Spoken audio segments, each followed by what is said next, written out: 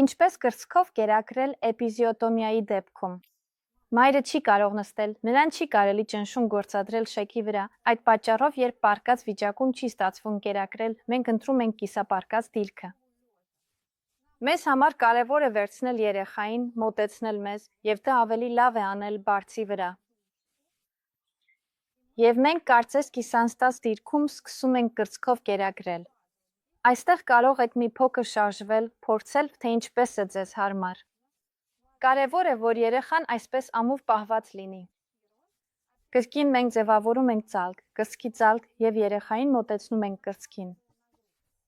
Իհարկե, այսպես լարված վիճակում երկար ժամանակ պառկած մնալ չեք կարողանա։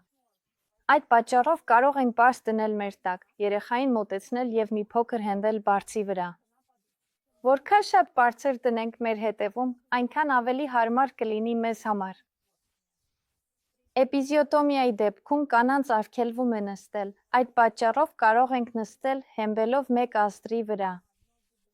Այդ դեպքում շեքի վրա ճնշում չի լինում։ Երեխային կարող ենք կերակրել կամ պառկած, բայց դա միշտ չէ, որ ստացվում է, և այդ դեպքում սկզբում օգտագործում ենք թևատակից դիրքը, ինչը գրեթե նստած տարբերակ է։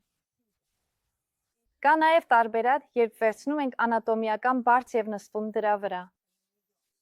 Այն ներսից դատարկ է։ Կան պարզ, մատչելի տարբերակներ, իսկ կան նաև հենց անատոմիական այսպիսի բարձեր։ Որպեսզի նստենք դրա վրա, պետք է մի քիչ բարձրանանք, դնենք մեր տակ և պարզապես նստենք։ Վուալա։